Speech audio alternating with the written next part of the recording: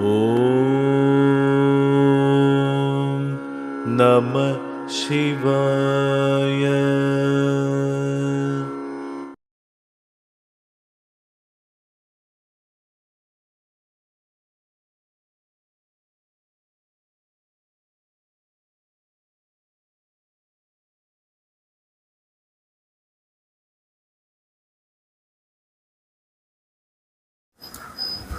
അപ്പൊ എന്നാലും വളരെ രസകരമായ ഒരു നറേഷനാണ്. ഇങ്ങനെ പറഞ്ഞു പോകുമ്പോൾ കടുപോലെ ഇങ്ങനെ കിടക്കുകയാണ്, ധാരാളം കാര്യങ്ങൾ പറയാൻ പറ്റും. അപ്പൊ അടുത്ത നമുക്ക് പറയാൻ പറ്റുന്നത് ഏറ്റവും പ്രധാനപ്പെട്ട രണ്ട് സാധനങ്ങളാണ്, രാഹുവും കേതുവും. അപ്പൊ അതിനെ കുറിച്ചൊന്ന്. അപ്പോൾ രാഹു കേതുക്കള് നമ്മുടെ കൈകളിൽ ഇമ്പോർട്ടൻ്റ് ആയിട്ടുള്ള രണ്ട് പ്ലാനറ്റ്സ് ആണ്. അത് കൈകളിലും അതിനുള്ള സ്ഥാനമുണ്ട്. മൗണ്ട്സിനും മറ്റുള്ള മൗണ്ട്സിനെ പോലെ തന്നെ രാഹുവിനും കേതുവിനും ഇമ്പോർട്ടൻ്റ് ആയിട്ടുള്ള പ്ലാനറ്റ് ആയതുകൊണ്ട് തന്നെ ആ രണ്ട് പ്ലേസ്മെൻ്റ് ആണ് പറയുന്നത്. അപ്പോൾ ഷാഡോ പ്ലാനറ്റ്സ് ആണ്. രാഹുവിന് നമ്മുടെ ഈ ശനി മൗണ്ടലിന് താഴെ ഈ വരുന്ന ഹൃദയരേഖയ്ക്കും നമ്മുടെ ഹെഡ് ലൈനും ഇടയിൽ വരുന്ന ഒരു പ്ലേസ്മെന്റ് ആണ് രാഹുവിന്റെ centre, almost centre place of the hand എന്ന് പറയാം. കേതു ആണെന്നുണ്ടെങ്കിൽ നമ്മുടെ കൈയുടെ ഏറ്റവും എൻഡിൽ നമ്മൾ ഈ പറഞ്ഞില്ലേ ഫോർച്യൂൺ ലൈൻ പുറപ്പെടുന്ന നമ്മുടെ കൈയുടെ മധ്യത്തിൽ ഏറ്റവും താഴെ മണിബന്ധത്തിനോട് എപ്പോഴും രണ്ട് സൈഡിലായിരിക്കുമല്ലോ അല്ലേ? അതെ head and tale of the dragon നമ്മൾ പറയും. അപ്പൊ അത് ഷാഡോ പ്ലാനറ്റ്സ് ആണ്. അപ്പൊ ഈ രാഹുവിനെ കുറിച്ച് നമുക്ക് കൂടുതലായിട്ട് നമ്മൾ പറയുമ്പോൾ രാഹു എപ്പോഴും ഷാഡോ പ്ലാനറ്റ്സ് ആയതുകൊണ്ട് തന്നെ ഇല്യൂഷനുമായിട്ട് ബന്ധപ്പെട്ടുള്ള കാര്യങ്ങളൊക്കെ രാഹുവുമായിട്ട് ബന്ധപ്പെടുത്തിയിട്ടാണ് പറയുന്നത്. എസ്പെഷ്യലി നമ്മൾ മൂവി ഫീൽഡിൽ ഇപ്പൊ രാഹു മൗണ്ട് വളരെ ഹൈ ആയിട്ടുള്ള വ്യക്തികൾക്കാണ് കൂടുതലും മൂവീസിലൊക്കെ ആക്ടേഴ്സിനൊക്കെ രാഹു നല്ല പവർഫുൾ ആയിട്ടുള്ളതാണ്. അപ്പൊ ഈ ഇല്യൂഷനും ഇൻറ്റ്യൂഷനും ഇന്റർപ്രിട്ടേഷനും മൂന്ന് വ്യത്യസ്തമായ കാഴ്ചപ്പാടുകളാണ്. അപ്പൊ ഇല്യൂഷൻ എപ്പോഴും രാഹുവുമായിട്ട് ബന്ധപ്പെടുത്തി പറയുകയാണെങ്കിൽ ഇൻറ്റ്യൂഷൻ നമുക്ക് ജൂപ്പിറ്ററുമായിട്ടോ അല്ലെങ്കിൽ സൂര്യനുമായിട്ടോ ഒക്കെ ബന്ധപ്പെടുത്തിയിട്ട് ഇൻറ്റ്യൂഷനെ പറയാം. അപ്പം എനിക്ക് തോന്നുന്നു ഇല്യൂഷൻ രാഹു ആണെങ്കിൽ ഇൻറ്റ്യൂഷൻ സണ്ണാണ്, ഇന്റർപ്രിട്ടേഷൻ നമുക്ക് ജൂപ്പിറ്ററുമായിട്ട് എടുക്കാം. അപ്പൊ ഈ മൂന്ന് വ്യത്യസ്തമായ കോൺസെപ്റ്റ്സ് ആണ്. അപ്പം ഇല്യൂഷൻ എന്ന് പറയുന്നത് നമ്മൾ ഇല്ലാത്ത ഒന്നിനെ നമുക്ക് ഉണ്ടെന്ന് തോന്നുന്ന ഒരു പ്രതീതി, മായ എന്നൊക്കെ പറയുന്ന രീതിയിൽ വരിക. നമ്മൾ കയറിനെ പാമ്പെന്ന് തോന്നുന്നത്, പാമ്പിനെ കയർന്ന് തോന്നുന്ന ഒരു അവസ്ഥ. അവിടെ ലാക്ക് ഓഫ് ക്ലാരിറ്റി കൊണ്ടിട്ടാണ് നമ്മൾ പറയുന്നത്. അപ്പൊ ഈ പല ആൾക്കാർക്കും ഉണ്ടാകുന്ന ഒരു നെഗറ്റിവിറ്റി, ഈ രാഹു മൗണ്ട് കറക്റ്റ് അല്ലെങ്കിൽ അവർക്കുണ്ടാകുന്ന ഒരു നെഗറ്റീവ് ആയിട്ടുള്ള ഒരു ഇമ്പാക്ട് എന്ന് പറഞ്ഞു കഴിഞ്ഞാൽ അവര് ഈ പറയുന്ന ഇല്യൂഷനെ ഇൻഡ്യൂഷൻ എന്ന് ധരിച്ച് വശാകുന്ന ഒരു അവസ്ഥ വരും. ഇപ്പോഴത്തെ പല സ്പിരിച്വലിസ്റ്റുകൾക്കും പറ്റുന്നതാണ്. അതാണ് ഇല്യൂഷനെയാണ് അവർ ഇൻഡ്യൂഷൻ എന്ന് മറ്റുള്ളവർക്ക് പറഞ്ഞു കൊടുക്കുക ചെയ്യുന്ന ഒരു അവസ്ഥയിലോട്ട് പോകും. പണി കിട്ടുന്ന കാര്യമാണ്. അപ്പൊ ഇതിന് രണ്ടും എന്താണെന്ന് ആദ്യം നമ്മൾ തിരിച്ചറിയണം. അപ്പൊ അത് ജസ്റ്റ് ഒരു ചെറിയൊരു ബ്രീഫ് ഞാൻ മനസ്സിലാക്കിയ കാര്യം പറയാം. ഈ ഇല്യൂഷൻ എന്ന് പറയുന്ന സാധനം നമുക്ക് നമ്മുടെ 5 സെൻസറി ഓർഗാൻ കൊണ്ട് നമുക്ക് തിരിച്ചറിയാൻ പറ്റുന്ന കാര്യമാണ് ഇല്യൂഷൻ. നമ്മുടെ പഞ്ചേന്ദ്രിയങ്ങളാൽ നമ്മൾ ഫീൽ ചെയ്തിട്ട് മനസ്സിലാക്കും. നമ്മുടെ കണ്ണ് നേരെ കാണാൻ പറ്റാത്തതുകൊണ്ട് രാത്രി ഇരുട്ടത്ത് ഈ കയറിനെ നമുക്ക് പാമ്പെന്ന് തോന്നുന്ന ഒരു അവസ്ഥ വരുന്ന അവസ്ഥ, നമുക്ക് അവിടെ കാഴ്ച നമ്മുടെ കണ്ണുകൊണ്ട് ക്ലിയർ ആയിട്ട് കാണാൻ പറ്റാത്തതുകൊണ്ട് നമ്മൾ അത് തോന്നുന്ന ഒരു അവസ്ഥയിലോട്ട് നമ്മൾ എത്തിച്ചേരുന്ന ഒരു അവസ്ഥ. അപ്പൊ ഇത് ഈ പറഞ്ഞ കുട്ടി ഇൻഡ്യൂഷൻ എന്ന് പറയുന്നത് ഉൾക്കാഴ്ചയാണ്. അത് നമ്മുടെ ഈ 6th സെൻസ് അല്ലെങ്കിൽ നമ്മുടെ ആജ്ഞാചക്രയിലൂടെ നമ്മുടെ ആജ്ഞാചക്ര ആക്ടിവേറ്റ് ആകുന്ന വ്യക്തി, അങ്ങനെ പറയുന്നേക്കാൾ ഉപരി അവർ ഈ സെൻസ് ചെയ്യുന്ന ഓർഗാനിന് അപ്പുറമുള്ള ഒരു ലെവലിൽ ഒരു വസ്തുതയെ ക്ലിയർ ആയിട്ട് മനസ്സിലാക്കുന്ന ഒരു അവസ്ഥയാണ് ഇൻഡ്യൂഷൻ എന്ന് പറയുന്നത്. അപ്പൊ ഇൻഡ്യൂഷൻ എപ്പോഴും നമ്മൾ സൂര്യമൗണ്ടുമായിട്ട് ബന്ധപ്പെടുത്തി സൂര്യമണ്ഡലത്തിൽ ലൈനുള്ള വ്യക്തികൾക്ക് ഇൻഡ്യൂഷൻ വർക്ക്ഔട്ട് ചെയ്യുള്ളൂ. അപ്പൊ അവിടെ അത് കറക്റ്റ് അല്ല എന്നുണ്ടെങ്കിൽ അവർ പലപ്പോഴും ഇല്യൂഷനിൽ പെടാനുള്ള സാധ്യത കൂടുതലാണ്. അതിന് കുറച്ചും കൂടെ ക്ലിയർ ആയിട്ട് പറഞ്ഞു കഴിഞ്ഞാൽ സൂര്യപ്രകാശം ക്ലിയർ ആയിട്ടുണ്ടെങ്കിൽ കയറിന് ഒരിക്കലും പാമ്പായിട്ട് ധരിക്കില്ല. കാരണം അവിടെ ലാക്ക് ഓഫ് ലൈറ്റ് ആണ്. അപ്പം ആ ഒരു ഇമ്പാക്ട് നമ്മൾ ഇവിടെ മനസ്സിലാക്കുക. അപ്പം ഈ രാഹു മൗണ്ട് നമുക്ക് ഈ ഗാംബ്ലിങ്ങിന്റെ ഒക്കെ കാര്യങ്ങൾ രാഹു മൗണ്ടുമായിട്ട് പറയാം. ഇതിന്റെ കൂടെ ചേർത്ത് വായിക്കാവുന്ന ഒരു കാര്യമാണ് ഇന്റർപ്രിട്ടേഷൻ. ഇന്റർപ്രിട്ടേഷൻ എന്ന് പറയുന്നത് എപ്പോഴും നമ്മൾ ഒരു നോളജിന്റെ തലത്തിലാണ് ഇന്റർപ്രിട്ടേഷൻ വരുന്നത്. അപ്പൊ ഞാൻ എന്ത് ഇന്റർപ്രിറ്റ് ചെയ്യുന്നു എന്നുള്ളത് എന്റെ അറിവിന്റെ തലമായിരിക്കും. എന്റെ ഇന്നത്തെ ഇന്റർപ്രിട്ടേഷൻ ഞാനൊരു 5 വർഷം കഴിഞ്ഞിട്ടുള്ള ഇന്റർപ്രിട്ടേഷൻ ഡിഫറെന്റ് ആയിരിക്കും. അന്നത്തെ അറിവിന്റെ ലെവലിലായിരിക്കും ഞാൻ ഇത് കാണുന്നത്. അപ്പം ഈ പറയുന്ന ഇല്യൂഷനും ഇൻഡ്യൂഷനും നമുക്ക് ബേസിക്കലി തിരിച്ചറിയാനുള്ള, സാധാരണ ആൾക്കാർക്ക് തിരിച്ചറിയാനുള്ള ഒരു ബേസിക് ആയിട്ടുള്ള ഒരു കോൺസെപ്റ്റ് കൂടെ പറയാം. നമുക്ക് ഇല്യൂഷനാണ് ഉണ്ടാണെങ്കിൽ അത് നമുക്ക് എപ്പോഴും ഒരു പെയിനും ആങ്സൈറ്റിയും ആണ് നമുക്ക് ഉണ്ടാകുന്നുണ്ടെങ്കിൽ അത് തിരിച്ചറിഞ്ഞോളുക, അത് ഇല്യൂഷനാണ്, അത് ഇൻഡ്യൂഷൻ അല്ല. ഇൻഡ്യൂഷൻ ആണ് നമുക്ക് കിട്ടുന്നുണ്ടെങ്കിൽ അത് നമുക്ക് കാമും ഒരു പീസ്ഫുൾ മൈൻഡും ഒരു ബ്ലിസ്ഫുൾ സ്റ്റേറ്റും ആയിരിക്കും. അത് ഒരിക്കലും നമ്മളെ ഡിസ്റ്റർബ് ചെയ്യില്ല. മെന്റലി ഫിസിക്കലി ഇമോഷണലി ഒരിക്കലും നമ്മൾ ഡിസ്റ്റർബ് ചെയ്യില്ല. പക്ഷേ അങ്ങനെ മെന്റലി ഇമോഷണലി ഫിസിക്കലി ഡിസ്റ്റർബ് ചെയ്യുകയും അത് ഇൻഡ്യൂഷൻ ആണെന്ന് സ്വയം ധരിക്കുകയും ചെയ്യുന്നവരാണ് ഏറ്റവും അധികം ബുദ്ധിമുട്ടുകളിൽ പോയി ചാടുന്നത്. അപ്പൊ ഇതൊരു ഷാഡോ പ്ലാനറ്റ് ആയതുകൊണ്ട് തന്നെ മീഡിയയുമായിട്ട് ബന്ധപ്പെട്ട് പുരോഗതി വരുന്നവർക്കൊക്കെ ഈ പറയുന്ന രാഹുവിന് വളരെ ഇമ്പാക്റ്റ് ഉണ്ട്. കാരണം ഇത് റിയൽ അല്ലല്ലോ. നമ്മൾ ആ ഛായാഗ്രഹമാണ്. നമ്മളിപ്പോൾ ഒരു മീഡിയയിൽ ഒരു ആക്ട്രസ് മൂവിയിൽ അഭിനയിക്കുക എന്ന് പറയുമ്പം അതൊരു വിഷ്വലാണ്. നമ്മളത് റിയലിസ്റ്റിക്കിനും ധരിച്ചിട്ട് നമ്മൾ അവിടെ ഇരിക്കുന്നു എന്ന് പറയുമ്പോൾ തന്നെ സിനിമാ സ്റ്റാറുകൾക്കും മീഡിയയുമായിട്ട് ബന്ധപ്പെട്ട് പ്രവർത്തിക്കുന്നവർക്കൊക്കെ രാഘു ഉണ്ടെങ്കിൽ നല്ലതാണ്. രാഘു പ്യൂർലി മെറ്റീരിയലിസ്റ്റിക് ആണ്. രാഘു പ്യൂർലി മെറ്റീരിയലിസ്റ്റിക് ആണെങ്കിൽ അതിന്റെ ജസ്റ്റ് ഓപ്പോസിറ്റ് ആണ് കേതു. രാഹുവെ പോലെ കൊടുപ്പതില്ലേ, കേതുവെ എടുപ്പതില്ലേ എന്ന് പറയാം. അതിൽ ഒന്നും കൂടെ ഇപ്പൊ പറഞ്ഞുകൊണ്ട് ഞാൻ ഒന്നും കൂടെ പറയാം. രാഹു വന്ന് സഡനാ കൊടുക്കും, സഡനാ എടുക്കും. പെട്ടെന്നായിരിക്കും നമ്മളിപ്പോ ലോട്ടറി ഒക്കെ അടിക്കുന്നവർക്ക് ഈ രാഹു മൗണ്ടിലെ പ്രത്യേക ചില ചിഹ്നങ്ങൾ വെച്ചിട്ട് ഈ ലോട്ടറി അടിക്കുക, ഈ ഷെയർ മാർക്കറ്റിൽ ഭയങ്കരമായിട്ടുള്ളൊരു ഇൻകം പെട്ടെന്ന് വരിക. ഇത് നോർത്ത് ഇന്ത്യക്കാർ ഏറ്റവും കൂടുതൽ അവർ കയ്യിൽ റീഡ് ചെയ്യുമ്പോൾ ഏറ്റവും കൂടുതൽ നോർത്ത് ഇന്ത്യൻസ് ആണ് കൈ വളരെ തീവ്രമായിട്ട് ഈ ഷെയർ മാർക്കറ്റുമായിട്ട് ബന്ധപ്പെടുത്തിട്ട് ഗാംബ്ലിംഗ്, കുതിരപ്പന്തയം, ബെറ്റിംഗ് എല്ലാം ചെയ്യുന്നത് കുറെ നോർത്ത് ഇന്ത്യൻസ് ഉണ്ട്, മാർവാഡീസ് ഉൾപ്പെടെയുള്ള കാര്യങ്ങൾ. അവർക്കൊക്കെ ഈ രാഹു മണ്ഡലത്തിന് അവർ ഭയങ്കരമായിട്ട് ഇമ്പാക്ട് ചെയ്യുന്നുണ്ട്. ഇപ്പൊ രാഹു മണ്ഡലം നോക്കിയിട്ടാണ് അവർ എപ്പോ ഈ ഇൻവെസ്റ്റ് ചെയ്യേണ്ടത് രീതികളും ആ രീതിയും ഒക്കെ അവർ എടുക്കുന്നത്. അപ്പൊ അവിടെ ഇൻഡ്യൂഷൻ അവിടെയാണ് അവർക്ക് പറ്റുന്നതെന്ന് പറഞ്ഞു കഴിഞ്ഞാൽ ഈ ഇല്യൂഷന് അവർ ഇൻഡ്യൂഷൻ അനുസരിച്ചിട്ട് പൊട്ടത്തരം അവിടെ ചെയ്തു വെക്കുമ്പോൾ ഉള്ളതെല്ലാം കൂടെ ഒറ്റയ്ക്ക് പോകും. അത് ആദ്യം 50,000 ഇൻവെസ്റ്റ് ചെയ്തു, 5 ലക്ഷം കിട്ടി. അടുത്ത് 5 ലക്ഷം ഇൻവെസ്റ്റ് ചെയ്തു, 20 ലക്ഷം കിട്ടി. പിന്നെ 20 ലക്ഷം അപ്പുറത്തുള്ളത് എല്ലാം കൂടെ വാങ്ങിച്ച് ഒരു 50 ലക്ഷം കൊണ്ട് ഇൻവെസ്റ്റ് ചെയ്യാൻ കടം വാങ്ങിച്ചു തുടങ്ങുന്നത്. 50 ലക്ഷത്തിന്റെ എല്ലാം കൂടെ ഒന്നിച്ച് അങ്ങ് പോവുകയും ചെയ്യും. ഇതാണ് രാഹു. ഫാസ്റ്റായിട്ട് നമുക്ക് ബെനിഫിറ്റ്സ് തരും, ഫാസ്റ്റായിട്ട് അത് നമുക്ക് ഇല്ലാണ്ടാകുന്ന ഒരു അവസ്ഥ. അത് സിനിമാ സ്റ്റാറുകൾ ചിലവർക്ക് നോക്കുകയാണെങ്കിൽ ഭയങ്കര ഹൈ പ്രൊഫൈലൊക്കെ വന്നിട്ട് പിന്നെ ഒന്നുമല്ലാതായി പോകുന്ന ചില അവസ്ഥകളുള്ള ചില നടന്മാരെ നമ്മൾ കണ്ടിട്ടുണ്ട്. അരവിന്ദ് സ്വാമി, നമ്മുടെ എനിക്ക് തോന്നുന്നു ശങ്കറൊക്കെ നോക്കുകയാണെങ്കിൽ ഒരു തലത്തില് ഏറ്റവും വലിയ സ്റ്റാർ അല്ലായിരുന്നു.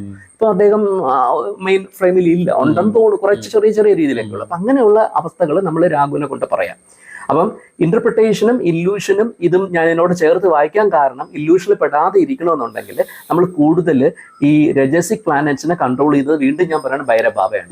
ഇപ്പൊ രാഹു എന്ന് പറയുന്നത് രജസിക് സ്വഭാവമുള്ള ഒരു പ്ലാനറ്റ്സ് ആണ്. നമുക്ക് ഇമ്മീഡിയറ്റ് ആയിട്ട് നമ്മൾ ആക്ഷൻ ഓറിയന്റഡ് നമ്മളെ പ്രൊവോക്ക് ചെയ്യും, നമ്മളെ ഇൻവെസ്റ്റ് ചെയ്യടാ എന്നുള്ള ഒരു പ്രൊവോക്ക്. അപ്പൊ അതിൽ നമുക്ക് കറക്റ്റ് ഗൈഡൻസ് കിട്ടണമെങ്കിൽ നമ്മൾ കാലഭൈരവരെ വർഷിപ്പ് ചെയ്യാം. കാലഭൈരവർ എന്ന് പറയുന്ന ഒരു ദൈവിക സങ്കല്പം ലോർഡ് ശിവയുടെ രജസിക് ഫോം ആണ്. അപ്പം അതറിയാലോ, ഐഗോ എലിമിനേറ്റ് ചെയ്യാണ്. കാലത്തിന്റെ കൺട്രോൾ കംപ്ലീറ്റ് കാലഭൈരവരിലാണ് നിൽക്കുന്നത്. അപ്പം കാലം എന്ന് പറയുന്നത് നമുക്ക് ടൈം മാനേജ്മെന്റ് വളരെ ഇമ്പോർട്ടന്റ് ആണ്. ഏത് ടൈമിൽ എന്ത് എപ്പോ എന്നുള്ളതെല്ലാം ഇതുമായിട്ട്. അപ്പൊ കറക്റ്റുള്ള ഗൈഡൻസ് നമുക്ക് കിട്ടും, നമുക്ക് പ്രൊട്ടക്ഷനും കിട്ടും. നമ്മളിപ്പം എന്ത് മേഖല നിന്ന് കഴിഞ്ഞാലും നമുക്കൊരു പ്രൊട്ടക്ഷൻ ആവശ്യമാണ്. ഇപ്പൊ രാഹു നമ്മൾ ഈ പ്രൊട്ടക്ഷനെ ബ്രേക്ക് ചെയ്ത് ചില ഇല്യൂഷനിൽ പെട്ട് ചില ആപത്തുകളിൽ ചാടാനുള്ള പ്രൊവോക്കിംഗ് ടെൻഡൻസി രാഹു മൗണ്ട് നമ്മളിൽ തരും. അപ്പൊ ഇത് നമ്മൾ കയ്യിൽ നോക്കിക്കൊണ്ടിരിക്കുകയാണെന്നുണ്ടെങ്കിൽ നമുക്ക് ഇതിൽ വരുന്ന വ്യത്യസ്തതകൾ, രാഹു മണ്ഡലത്തിൽ വരുന്ന ചില പ്രത്യേക കാര്യങ്ങൾ വെച്ചിട്ട് നമുക്കിത് അറിയാൻ പറ്റും. അപ്പൊ അതാണ് രാഹുമണ്ഡലത്തെ കുറിച്ച് പറയേണ്ടത്. രാഹുമണ്ഡലത്തെ കുറിച്ച് ഇനിയും ഒരുപാട് വേണമെങ്കിൽ നമുക്ക് പറയാം.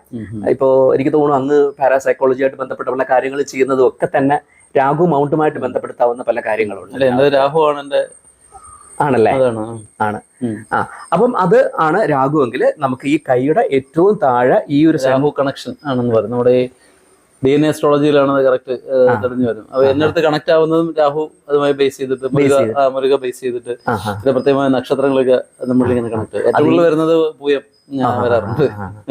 അല്ല, ഇതിപ്പം നമ്മൾ പറയുമ്പോ നമ്മൾ എന്തൊക്കെ പഠിച്ചാലും എന്തൊക്കെ ഈ അനുഭവം എന്ന് പറയുന്നതിന് അപ്പുറം വേറെ ഒന്നുമില്ല. അത് നമ്മൾ അനുഭവിക്കുക. ഇപ്പൊ ഒരു ശ്രുതി ബാബ ഭക്തന് വേറെ ശ്രുതി ബാബ ഭക്തനോട് കമ്മ്യൂണിക്കേറ്റ് ചെയ്യുമ്പോൾ അവരുടെ അനുഭവങ്ങൾ അവർക്ക് ഉൾക്കൊള്ളാൻ പറ്റും. ആ അനുഭവങ്ങൾ വേറൊരാൾക്ക് പറഞ്ഞു കഴിഞ്ഞാൽ അവരെന്ത് പറയുന്നു, ഏത് പറയുന്നു എന്നൊന്നും മനസ്സിലാകത്തില്ല. ഓക്കെ, നമുക്കിനി കേതു മൗണ്ട് പറയുന്നത് കൈയുടെ ഏറ്റവും താഴെ നമ്മുടെ ഫോർച്യൂൺ ലൈനും ലൈഫ് ലൈനും ഇന്ത്യ ഇടയിൽ വരുന്ന ഈ ഒരു പ്ലേസ്മെന്റിനാണ് നമുക്ക് കേതു മൗണ്ട് എന്ന് പറയുന്നത്. കേതു ഭയങ്കരമായ സ്പിരിച്വൽ ആണ്.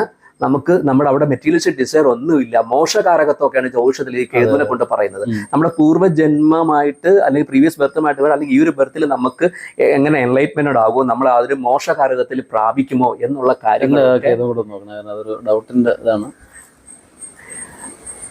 അവിടെ കേതു മൗണ്ട് കാണിക്കുന്നുണ്ട്. കേതു മൗണ്ടിന്റെ ഒരു പോസിറ്റിവിറ്റി ഉണ്ട്, പക്ഷെ അതിനകത്ത് ചെറിയ ബുദ്ധിമുട്ടുകളും കാണിക്കുന്നുണ്ട്. അപ്പൊ അത് കുറച്ച് ഡീറ്റെയിൽ ആയിട്ട് സംസാരിക്കേണ്ട വസ്തുതയാണ്.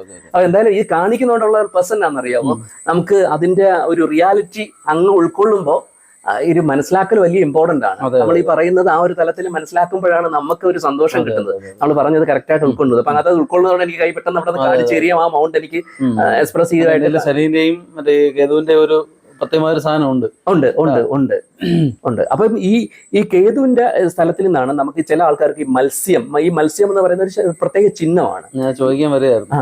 മത്സ്യസൈന കേതു മൗണ്ടുമായിട്ട് ബന്ധപ്പെടുത്തിയിട്ടാണ് മത്സ്യസൈന വരുന്നത്. ഈ മത്സ്യസൈന വരുന്നത് ബേസിക്കലി അവരുടെ ജീവിത പുരോഗതി, ഈ മത്സ്യത്തിന് ഈ പാമിസ്റ്റിൽ ചില ആൾക്കാർ മത്സ്യത്തിന്റെ തല എങ്ങോട്ട് നിൽക്കുന്നു എന്നുള്ളതിനെ ബേസ് ചെയ്തിട്ട് പോലും പ്രഡിക്ഷൻസ് സാധാരണ ഇങ്ങനെ പറയാറില്ല. അതായത് നോർമലി അത് സ്ലോ ആയിട്ടാണെങ്കിലും one day or another day അത് എന്റെ ഡെസ്റ്റിനേഷനിൽ എത്തിച്ചേരും.